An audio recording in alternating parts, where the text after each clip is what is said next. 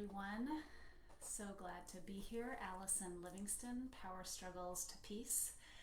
And we have such a great topic today. I'm just going to jump right in. So this is the series of facing challenging behavior. And the premise that what we often habitually do to respond, because our lid is flipped, we're in a reactive position, they have just run across the road into danger, and we're angry and we yell stop, and we're flooded with adrenaline, and then maybe they backtalk to us. So it's facing challenging behavior, and the question is how else can we respond without reaction, which just tends to flare. They're already in reaction. If your child is doing challenging behavior, they're already lid flipped. They're already in a threatened, scared position, and they become a wolf, and they are just surviving. They've got no prefrontal cortex. So the whole counterintuitive thing is the best thing we can do is de-escalate their sense of threat, but their sense of threat activates our sense of threat, and then we've got no prefrontal cortex, and so we don't respond in really constructive ways so often.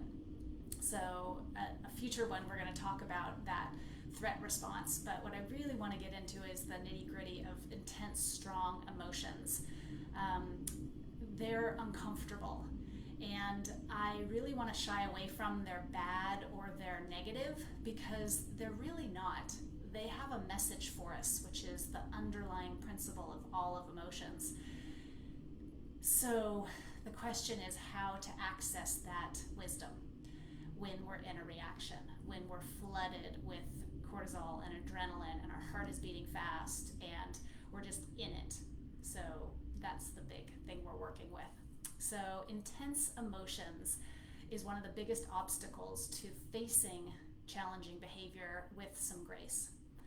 The intense emotions is often anger and frustration. It can be embarrassment, it can be hopelessness, it can be shame, and it's all this mix swirling inside us that doesn't bring us to our best self.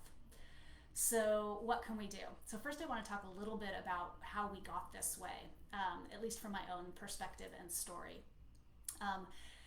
Emotions for me are messy, inefficient, they're illogical, they're uncomfortable. I had an engineering dad who repeated often, they aren't logical. And he proceeded his entire parenting journey with me to talk me out of them. And they were uncomfortable for my mom as well, because this is multi-generational. Her mom wasn't able to mirror and validate her emotions, so she's really uncomfortable with them. So as a child, I had big emotions. They just flowed out of me. I would rip apart my whole room in my anger, and I would just sob and inconsolable in my sadness. However, because of my parents basically not accepting them, not validating them, trying to get me to stop them as soon as possible, I learned numbing strategies, I learned repressing strategies, and I learned rationalizing. Let me just think about it, let me just fix the problem instead of meet my emotion. So I managed them, and all of this we do. This is a coping strategy, and when we were younger we didn't know any better way. So let's talk about a better way to not stuff and numb, because then they get stuck energetically in our bodies to become activated later on. We'll talk about that with Dan Siegel's repressed memories, or the high cost of this numbing, repressing, or offloading, reacting back, is that we miss a lot of our life.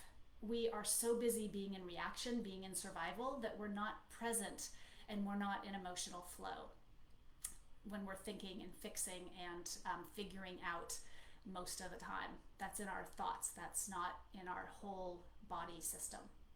So the other cost is that emotions need or design biologically is to get us to tune into what matters, what's important, what I value. And this is crucial, because when I don't connect to what I value, I'm not in life flow. I'm not from my life vitality and energy, my God source, God within me. It isn't allowed to flow either. I manage that, I fix that, I do that, I think about that.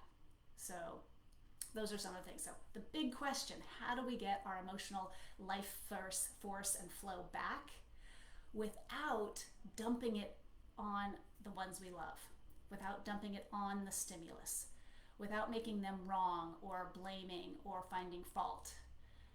You made me angry. That's what we're going to try to look at so that we stop doing that. So I want to tell you a story about the walk I took this morning, and I saw a mom who was in a uniform, so it looked like she was about to go to work, and she had 2 boys with her, both under the age of 4, or about 4 and 2, from just my guess. And she looked from her facial features that she was late, and she was frustrated, and she was like, come on guys. They were both walking on their own, and they were walking different directions at different speed. One was like focusing on a rock or something, and the other one was going towards the street. And she angrily just said, what are you doing? And just unleashed on the poor 4-year-old. And his face was just, he just got yelled at and reprimanded and shamed for doing something wrong. And he was like, I was just walking like I thought we were supposed to. This is what we do, and then we feel guilt about, and it's so hard. I've so been there. So the first thing is, give yourself a big break. This is hard. Take a big breath. And then she was trying to get the other one, and she didn't do that. She was in the middle of her reaction, and she was just frustrated at the boy. And the thing we're going to learn today is asking, what's underneath? So instead, she was just frustrated and angry and impatient and trying to get both going in the same direction so that she could get to work and them to get to childcare. So again, we've all been there. It's so hard. So what to do instead? So Alyssa, in her Bounce Back Parenting book, has this great solution, and it's on page 121 to 124. And it's the 17-second principle. And similar thing, pause. If we can just pause, and that gets us out of the immediacy of whatever is going on. We're not in it. We're not firmly believing that we're right and that they're wrong, and just, it's so loaded at that moment when all these emotions are coursing through us. If we can remember, oh, I'm going to try this new thing, pausing, 17 seconds. It helps with interrupting and taking over, but it really helps with when we're in an emotionally charged, reactive situation where they're reacting, we're reacting. How can we get ourselves just to pause and wait 17 seconds? And the best question I know is, what's underneath? If I can be curious and ask, what's underneath my reaction? Why am I so angry? Instead of just being in the anger, I am light years ahead of where I was before. Because then I can go, wow, am I scared? Am I thinking a thought that they aren't listening to me? They're disrespecting me? What's going on? And I am so much better chance of getting back to this place of the present moment, when I have all the ideas and the capacity to get to my compassion, to get to my curiosity about them. And there's so much more to this, and I hope you are interested if you've got a challenging child in our membership, because it's low cost. It's less than $25 a month, and the results from the Real Peace Place are that we go into this in more depth than we have time for in the Facebook Live, and we learn how to meet the wolf and 5 steps to connect, so that you will be able to face intense, challenging behavior with clarity and peace. You won't have the guilt of blowing up at your child again. You'll be able to set clear and firm limits with care and love, without fear and anger.